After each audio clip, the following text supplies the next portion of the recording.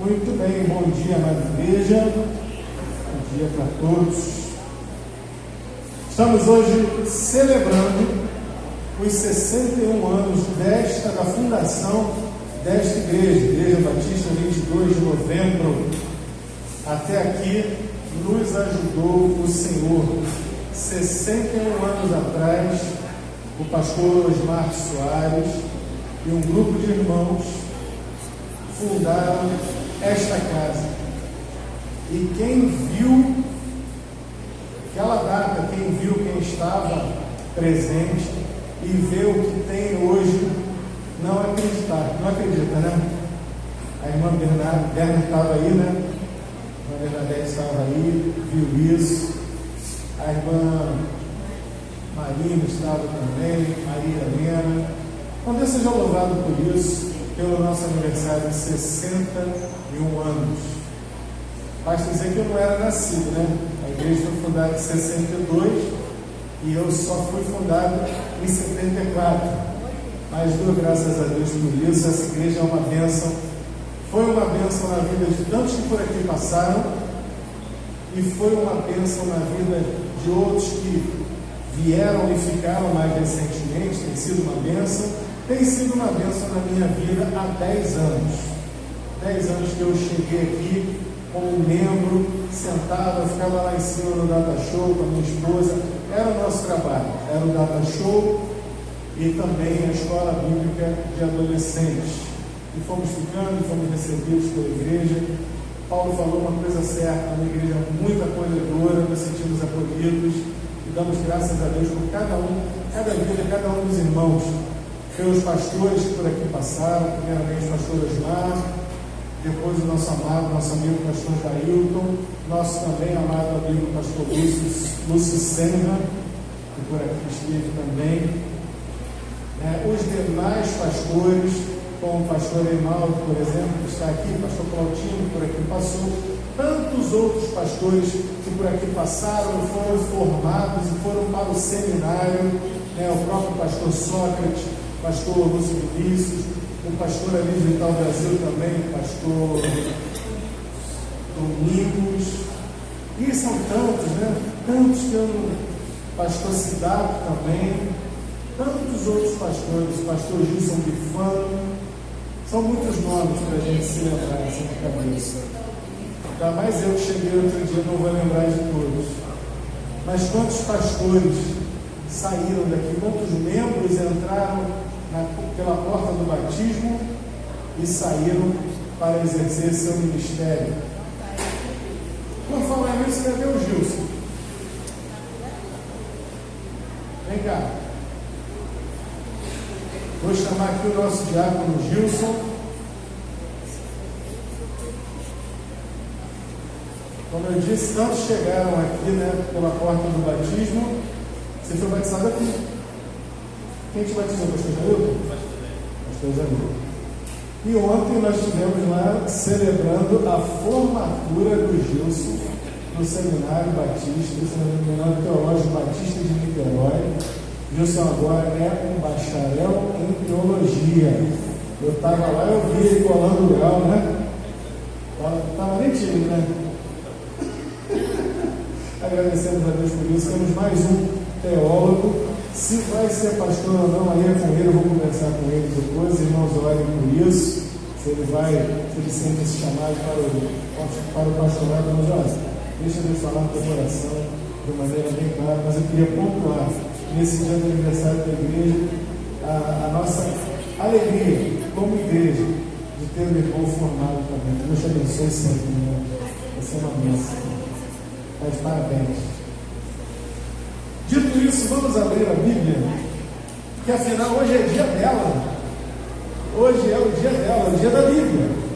Segundo domingo de dezembro, nós batistas celebramos o dia da Bíblia. E quando essa igreja aqui fez 50 anos, os irmãos fizeram um projeto que eu achei interessante. Fizeram um projeto de fazer uma Bíblia manuscrita. A Bíblia está lá na entrada da igreja. Deixei ali na mesa dos diáconos, se alguém quiser ter a curiosidade de passar a mão lá, virar umas folhas, ler. Algumas letras muito bonitas, outras nem tanto. Quem participou desse projeto na época? Muita gente aí, todo mundo alfabetizado, muito bem. Todos escreveram lá seus capítulos da Bíblia. Tem gente que não tem limite até hoje, porque não é, imagina, quem fez o Salmo 150? Molezinho, mas quem fez o Salmo 119? Esse está com tendinite até hoje. Louvado seja Deus por isso. Hoje é o dia dela, a Bíblia. Na semana que vem, as nossas crianças vão celebrar conosco o dia da Bíblia. Por hoje, vamos abrir nossa Bíblia, então, em Atos, no livro de Atos dos Apóstolos, capítulo 2. Miriam, eu estou usando a revista corrigida, por favor.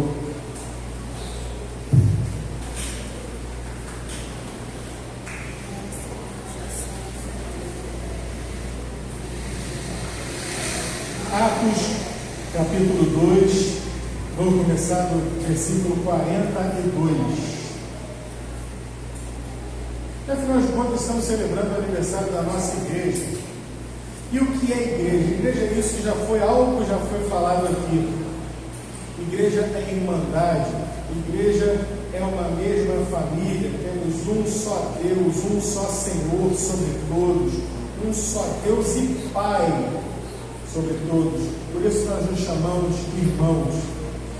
Então, quando um tem uma necessidade, seja essa necessidade de oração, como é o caso nesse momento do irmão Valdemiro, o que nós podemos fazer? Orar.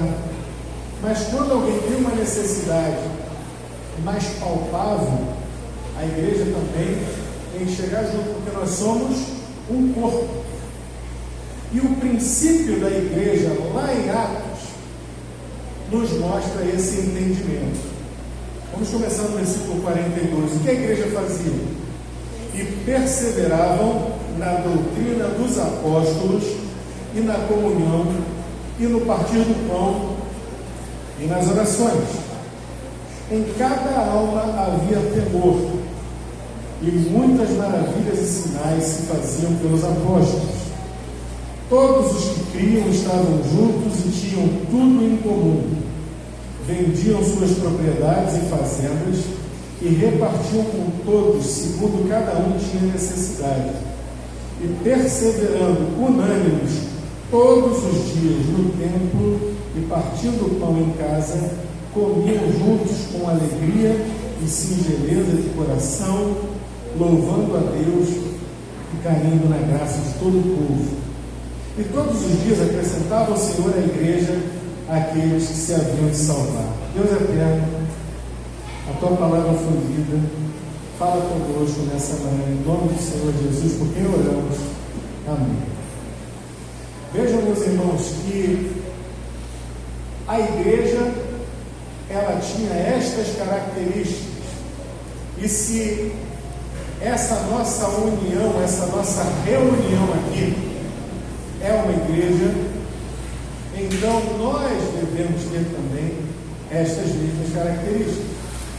Outro dia eu estava conversando com a Helena, vocês não imaginam as conversas teológicas que eu tive com a Helena. Eu estava conversando com ela no dia desse, lá em casa, e estava perguntando o que é a igreja. Aquele lugar onde a gente se reúne lá, na Avenida 22 de Novembro, número 90, ali é a igreja, aquilo ali é a igreja. E ela dizia, eu falava, não é. Como não é? Foi no domingo à noite isso. Como não é? Não é? Porque se você chegar lá agora e olhar para lá, eu posso mostrar pelas câmeras aqui no meu celular. Tem alguém lá? Não.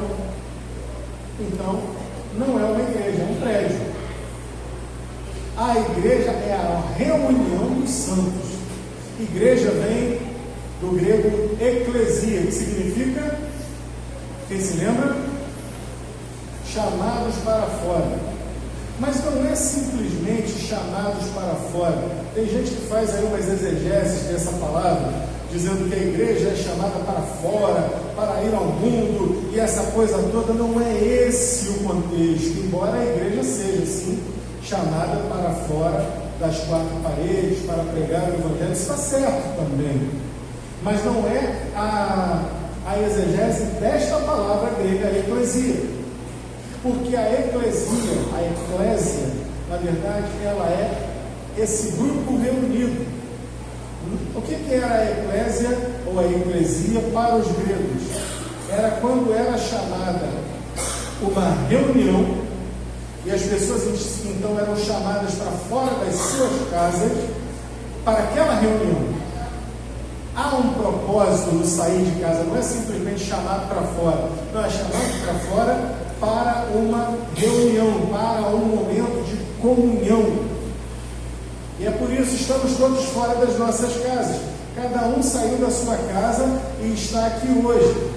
É nesse sentido, nós estamos juntos, unidos, e tem gente hoje falando besteira, dizendo que eu sou igreja, eu não preciso me reunir, eu não preciso estar num prédio debaixo de 4 paredes.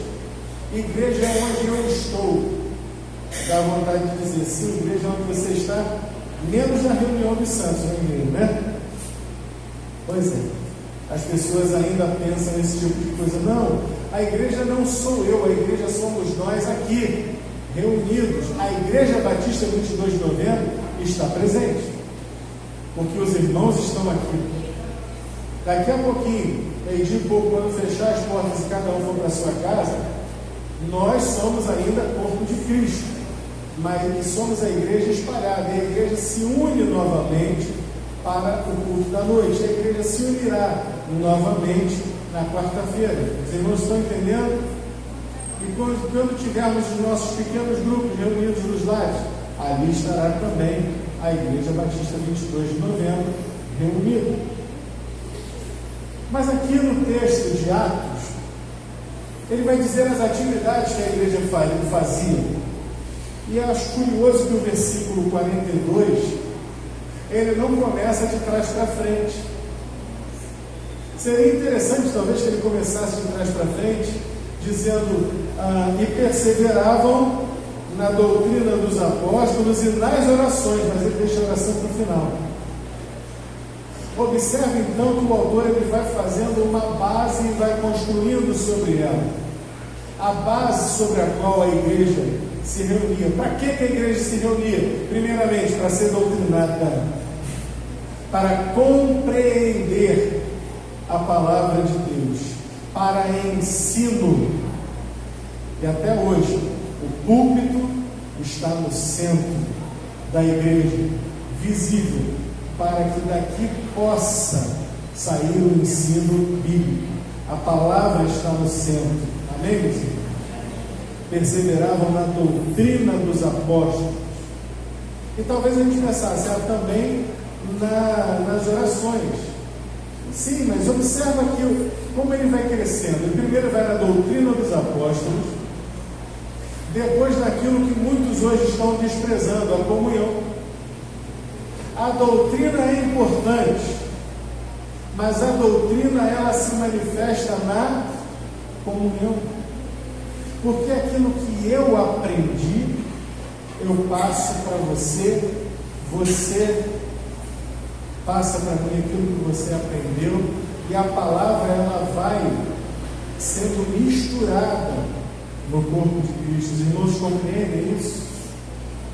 Há um versículo de Provérbios 27, 17, que diz assim: assim como o ferro se afia, assim o homem afia o seu companheiro. A comunhão ela serve para isso, para que nós sejamos um afiado pelo outro. Precisamos uns dos outros para sermos mutuamente afiados.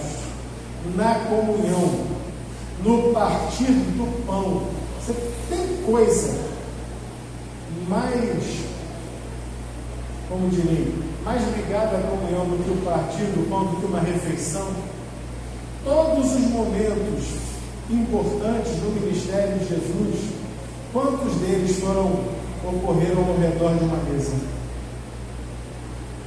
Ocorreu na casa do fariseu, enquanto ele comia lá o pão com o fariseu e a mulher chorava aos pés dele. Ocorreu na ceia, na última ceia, no momento da lavagem dos pés, ali no cenáculo, e tantas e tantas e tantas outras ocasiões em que o partir do pão na casa de Levi também, quando Levi se converte e leva-o à sua casa, e ali estavam os publicanos, os pecadores. Na casa de Marta e Maria, uma preocupada em ouvir a palavra, o pão de Deus, o pão do céu, e a outra ocupada em servir ali aqueles que estavam na casa. Jesus nos manda o pão do céu, o partir do pão, aliás, para nós, pela figura que Ele mesmo deixou na ceia do Senhor, o próprio partir do pão simboliza a sua presença.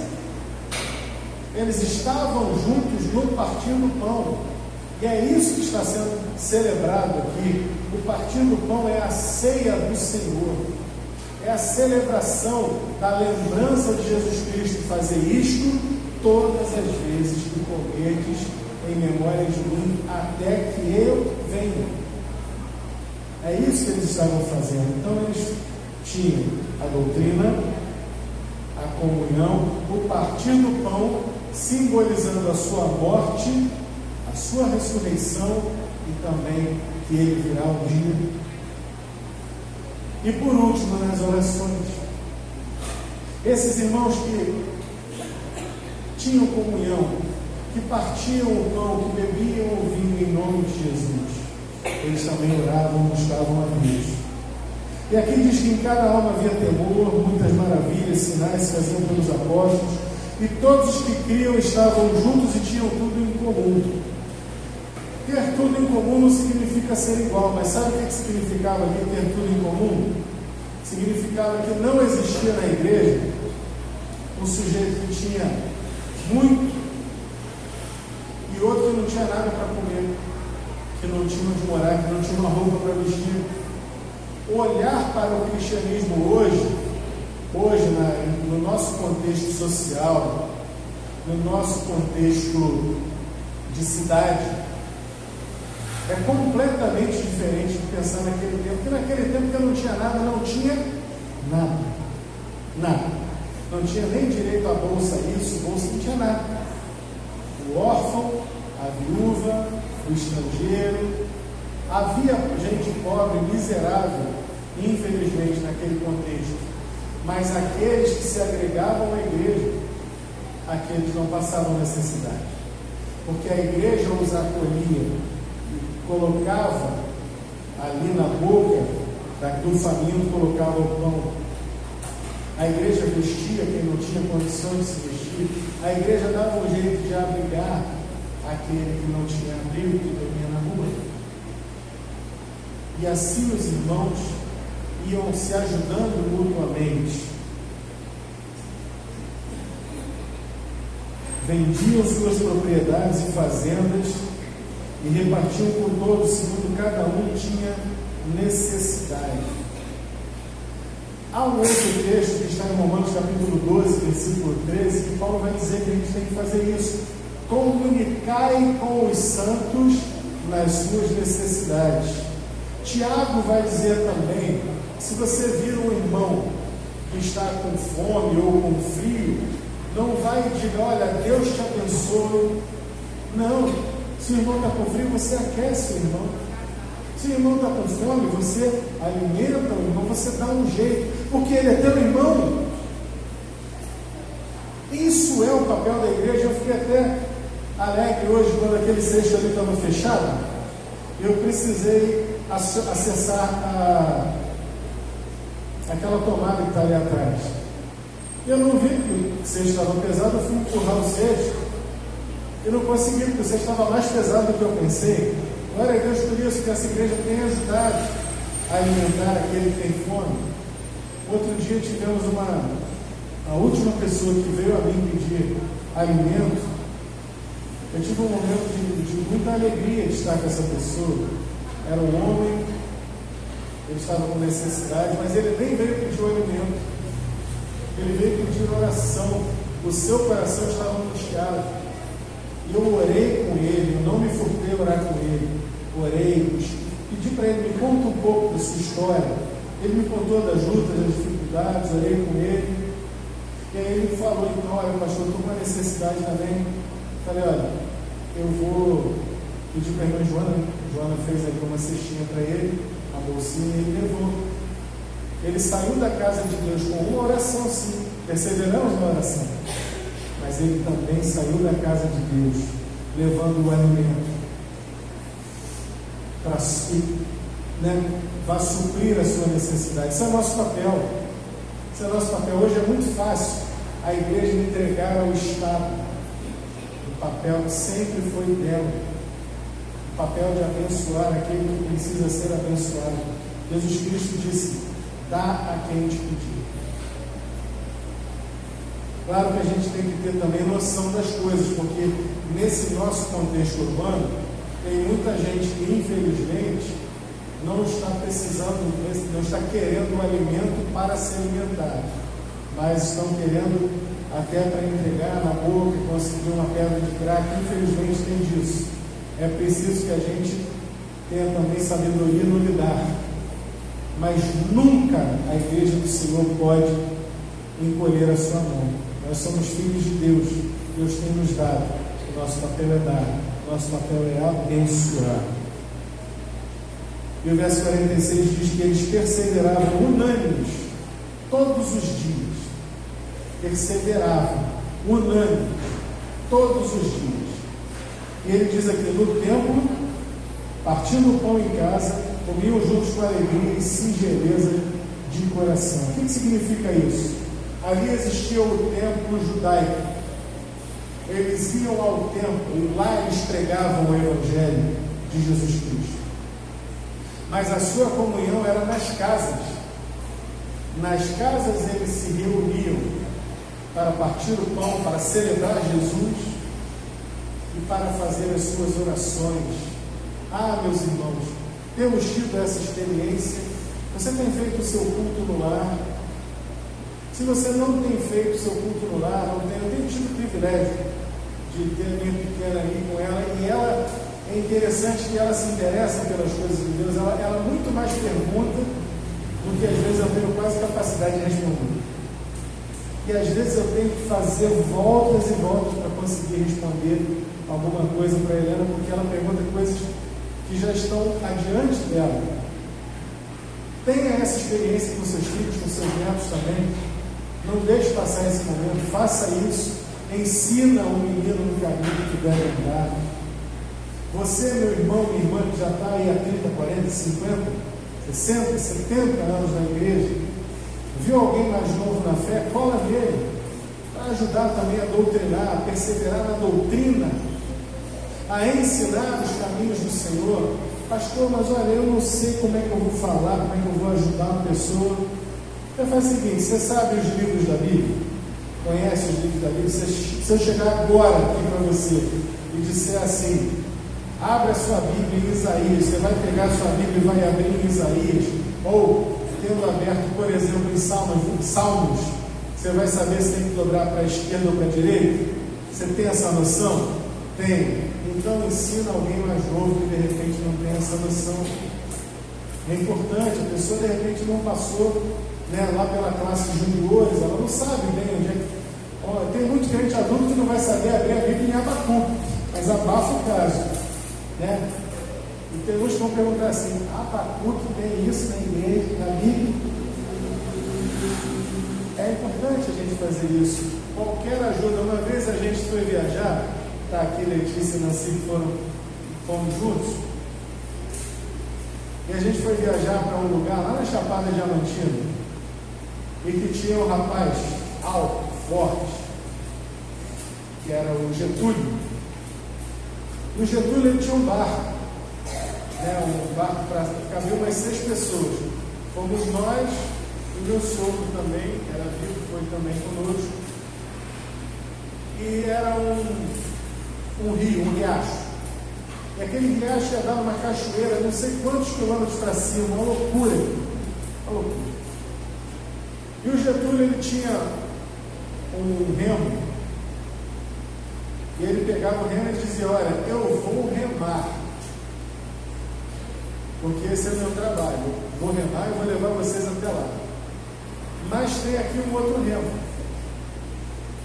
qualquer um de vocês que quiser remar um pouco comigo, até um copo de água que você passe para trás me ajuda. Olha a humildade do rapaz. Um copo d'água eu vou passar para trás, vai ajudar o cara que vai subir rio comigo, não sei quantos quilômetros. Mas aí a gente pegou a ideia, né? Cada um remava um pouquinho. Minha sogra, aquele dia remou, foi uma loucura. Né, assim, remou, passou, foram uns galões de água para trás. Eu remei um pouco, meu sogro remou um pouco, Letícia remou? Não? Um pouquinho. Então, meu irmão, eu parto da mesma lógica. De repente você acha que você não vai conseguir remar o rio todo, mas empurra um copinho de água para trás, para ajudar aquele irmão que não vai conseguir remar tanto, sabe? Ajuda o irmão a entender. Vamos ver aqui quais são os livros aqui do Novo Testamento. Olha, primeiro tem ali os Evangelhos, Mateus, Marcos, Lucas, João. Tem gente que não vai saber esse básico, mas se você sabe, você já pode ajudar. Pode ajudar no ministério infantil, pode ajudar em alguma outra área da nossa igreja também. Então, meus irmãos, fica esse convite para que nós possamos perseverar em ajudar, em afiar uns aos outros. Sabe por quê? Miriam, vem comigo para Efésios capítulo 4, por favor. Efésios capítulo 4, a partir do verso 11 e 12. Assim diz a palavra de Deus: e ele mesmo deu uns para apóstolos, outros para profetas, e outros para evangelistas, e outros para pastores e doutores, querendo o aperfeiçoamento dos santos para a obra do ministério, para a edificação do corpo de Cristo. Você é importante. Você tem um ministério na igreja do Senhor. Você, meu irmão, não, mas eu já passei da idade, não tenho idade para exercer obra no ministério de Cristo. Mas eu sou muito novo na fé. Então cola com alguém que vai poder te ensinar. Busca aprender quais são os livros da Bíblia, o que cada um diz, qual é a finalidade de cada um, qual é a mensagem central, o que isso implica na sua vida, no que você pode ser útil para o ministério desta igreja, nesse local, o que a Bíblia vai ser importante para que você possa espalhar essa santa mensagem que poderá salvar a vida de tanta gente aí fora, tão sem rumo, tão perdida, e que poderia simplesmente ouvir a mensagem que você tem e que você está guardando às vezes sem saber o que fazer com ela. Está lá com a Bíblia. Lembra quando o irmão Alceu cantava aqui? Não deixe sua Bíblia em casa, ela é a sua espada para lutar contra o mal. É para isso. A Bíblia não é para ficar em casa empoeirando, pegando poeira, ficando amarelada. A Bíblia é para você ler, para você se alimentar dela e para você alimentar outros também, meu irmão. São 61 anos que essa igreja foi fundada sobre este livro. Para quê? Para que nós comuniquemos eternamente as verdades desse livro. E Deus vai dar os ministérios, eu creio nisso. Deus vai dar pastores, ministros, como é que está aqui? Evangelistas, pastores, doutores, não importa, professores de escola bíblica, músicos, missionários. Esta igreja sempre foi e tem essa característica de ser uma igreja que tem uma visão missionária. Hoje mesmo a nossa irmã Irene e a irmã Janete estão fazendo uma viagem missionária também. Nós não podemos deixar o fogo apagar. Daqui já saíram muitos pastores. Daqui poderão ainda sair pastores, ministros de música. Poderão sair daqui jovens missionários. Poderão sair daqui professores de escola bíblica. Poderão sair daqui professores de seminário. Poderão sair daqui irmãos firmes e fortes na oração, fundadores de igrejas. Para isso, nós temos que confiar em Deus, que Ele mesmo fará. Está escrito, Ele mesmo deu. Para isso, nós temos que perseverar na doutrina dos apóstolos, nós temos que perseverar na comunhão, nós temos que perseverar no partir do pão, nós temos que perseverar na oração. Quero encerrar contando uma história que aconteceu lá na primeira igreja batista de Piedade, a igreja onde eu fui nascido e criado. Porque às vezes as pessoas olham assim, não, isso aqui é um templo e tal, é só isso, não tem nada demais. Mas aqui se reúne o povo de Deus. E lá na igreja de Piedade, mais ou menos aí, quase uns 30 anos atrás, o pastor, que era então pastor de lá, contou uma história. As irmãs fundadoras, alguém aqui das fundadoras viu a pedra fundamental dessa igreja? Sabe o que tem lá dentro? O que foi, irmã Débora? Na caixa aí tem a Bíblia. Tem uma Bíblia na caixa? E o jornal do dia? Tem Papéis. O jornal do dia, com certeza também, né? O jornal do dia também, a pedra fundamental sempre se falou. Mas tem uma Bíblia. Essa casa está fundada sobre uma Bíblia. É isso que a irmã está dizendo. A Igreja de Piedade foi fundada também, o prédio de educação religiosa dela foi fundada, na sua pedra fundamental foi colocada também uma Bíblia e foi colocado ali no jornal do dia, para testemunho de que era aquele dia, isso é comum. Mas o que mais foi colocado ali foi uma dedicação, como aqui também. Foi feita uma dedicação deste terreno e daquele terreno. Foi dedicada a Deus, por um povo que é o povo de Deus. Irmãos, tem isso.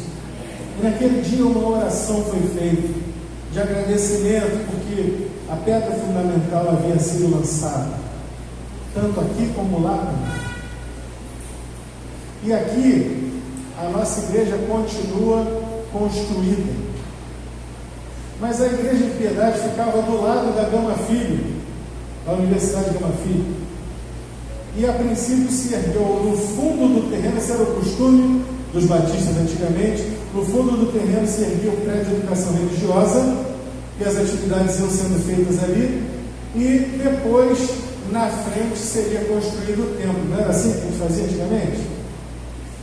O prédio foi erguido, a igreja se reunia ali, e a uma certa altura a universidade estava em expansão. No final dos anos 70 fizeram uma proposta e disseram à igreja: nós temos um terreno lá na rua Assis Carneiro, e nós podemos fazer uma permuta, a gente dá o terreno, a gente constrói para vocês lá o projeto de vocês, e vocês em permuta nos passam esse terreno aqui com esse prédio. E assim foi feito. A Gama Filho construiu a Igreja de Piedade hoje lá na rua Assis Carneiro. Então a sede antiga, na rua Manuel Vitorino, passou a fazer parte, foi incorporada à Gama Filho. Aquele prédio continuou de pé, ele sofreu modificações naturalmente, mas o que estava lá embaixo?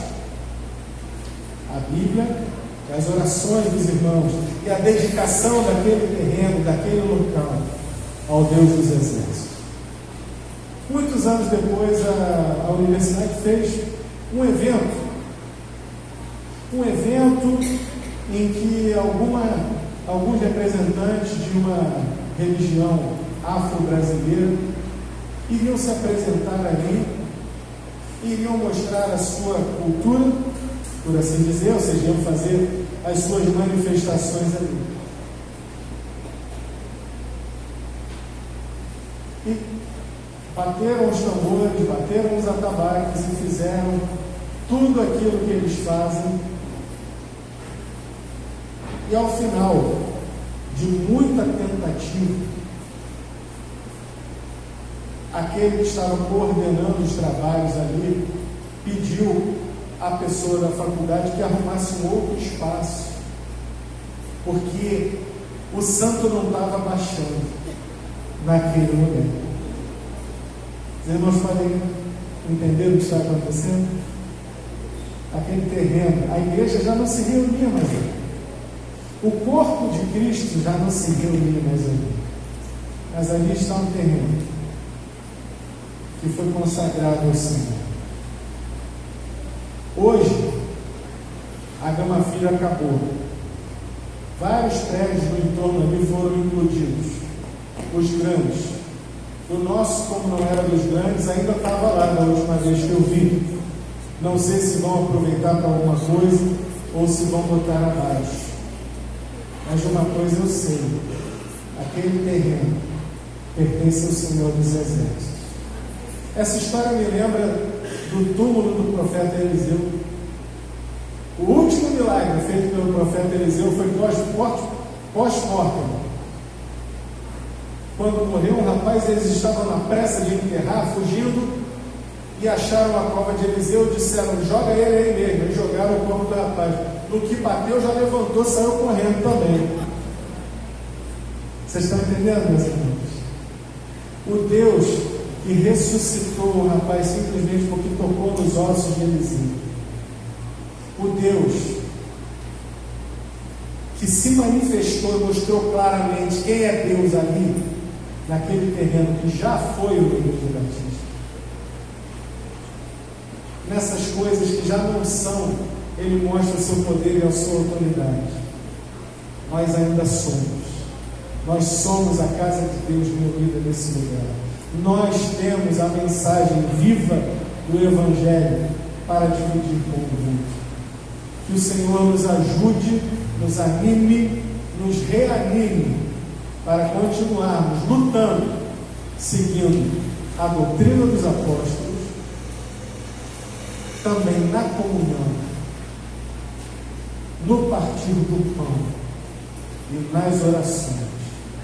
O que vem nos próximos 61 anos, guardados e protegidos e alimentados e sempre vencendo com Cristo Jesus, nosso Senhor. Senhor, alegra os nossos corações com a Tua palavra. Anima as nossas almas a continuar batalhando e vendo a Tua vitória nas nossas vidas e na vida da Tua igreja plantada nesse lugar, Senhor. Vivifica-nos, aviva-nos. Muito obrigado por esses 61 anos. Alimenta a Tua igreja e nos faz vencedores, conforme a vitória que vem do Senhor. Não a nós, Senhor, mas a Teu nome da glória, em nome do Senhor Jesus, por quem oramos. Amém.